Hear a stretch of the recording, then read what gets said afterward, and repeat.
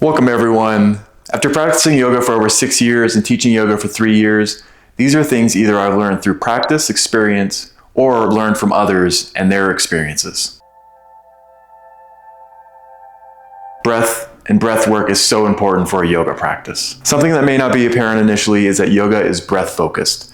There is a ton of breath work with yoga. As with all practice, it may take some time to get used to breathing during yoga. All styles of yoga typically have breath focus, even slower paced classes like yin or restorative. For example, you'll find vinyasa or vinyasa style classes to be very breath focused, that breath to movement. One breath and one movement. And even in a hatha or Iyengar style class where you're holding a pose, you're still focusing on breath and keeping your breath flowing. You're still continuing to breathe. At any point during your yoga practice, you may feel your mind wandering. And one of the best ways to stay present is to return to your breath. Return to each inhale and each exhale. Notice how your breath feels. Notice each inhale and exhale. Notice your breath. Yoga is a practice of presence and being in the moment with your breath. Your breath connects you to the moment, and your breath carries you from moment to moment. I'll talk more in depth about breath and breath work during a yoga practice in upcoming videos. Stay tuned for more. Another area is not how the poses look, it's how they feel. When practicing yoga, everyone is going to look different in the asanas or poses. The one thing you can always return to is your breath, but also how the yoga pose feels in your body.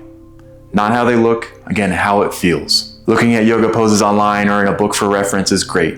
But when you're practicing the pose, notice how it feels in your body. Don't worry about emulating how someone looks in a yoga pose or a video. Notice how the pose feels in your body. Some poses may feel great and be easier for you, while others may feel more challenging and take more practice and time, which is okay. There's always something new to learn or practice with yoga. One way you can think about it, instead of taking an outside view of a yoga pose, for example, Warrior Two looks like this. Think, for example, inside out.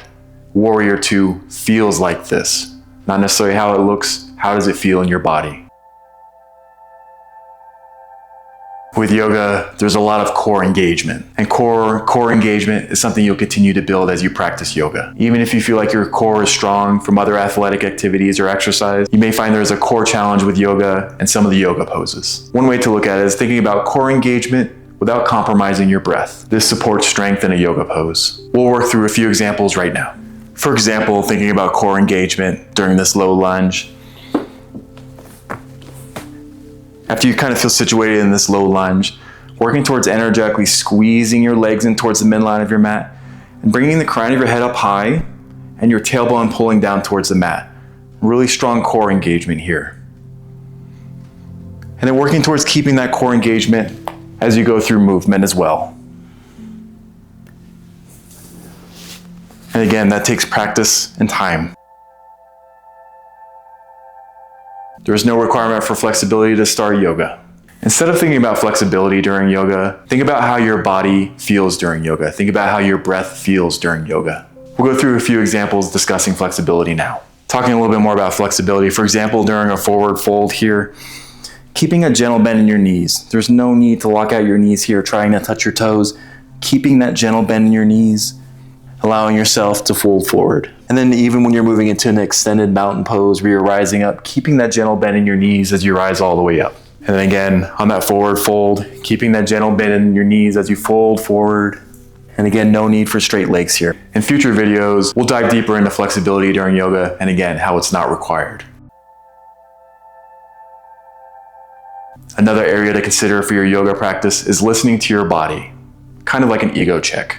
Listening to your body during yoga practice or in general also takes time and practice. Over time, with a consistent yoga practice, you'll find you'll have more awareness with your breath and your body. You'll start to notice nuances within your body. You'll notice the narrative in your mind. You may notice left and right sides feel different. You'll also notice that maybe how some poses feel easier than others. With this greater awareness of mind, body, and breath, you may notice when the ego or the mind is trying to say, I can do more, when your body in reality is telling you, slow down, this is too much. Listening to your body, listening to how your body feels on any given day is important for a yoga practice. And again, that may take practice and time. Again, a great way to bring awareness to your body in that present moment is to focus on your breath. Again, returning to that breath work. These next few areas go hand in hand with listening to your body. Pauses during a yoga practice are okay and recommended. Consider when you need to take a pause during a yoga video or even a yoga class. Typically, most yoga classes have some kind of pause built in, a moment to reconnect with your breath. We were discussing earlier about listening to your body. Notice when you need additional time to either reconnect with your body or your breath. And again, always recommend taking pauses when you need it, when you feel like your body needs a moment. When you truly begin to listen to your body, you'll notice yourself taking those moments of pause, not necessarily when the class or the yoga teacher is providing the moment of pause. It's when you feel like your body needs a moment. We'll go through a few examples now of taking a moment of pause. Discussing a few examples of pauses you may take during a yoga class. It may be as simple as a devotional pose or child's pose. Maybe big toes to touch, knees out wide, and just lowering down and taking a few moments here, again, to reconnect with your breath and just finding that moment of pause and listening to your body. It might also look like a restorative child's pose, maybe big toes to touch, knees to touch, and lowering down. Or it might even look like Shavasana, simply lying on your mat.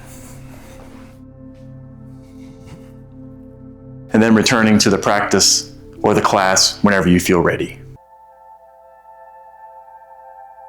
Talking about variations or modifications for a yoga pose. Variations are okay and recommended. Taking variations or learning different variations of yoga poses is a great way to practice yoga. Typically, most yoga teachers will provide variations to yoga poses, usually a less intense version. If you're new to yoga, always recommend taking the less intense pose or a different variation if the teacher offers it. We'll go through a quick example now discussing a variation of a yoga pose. Discussing variations during a yoga class or practice. For example, maybe you're in a vinyasa style class and they're moving into a high crescent.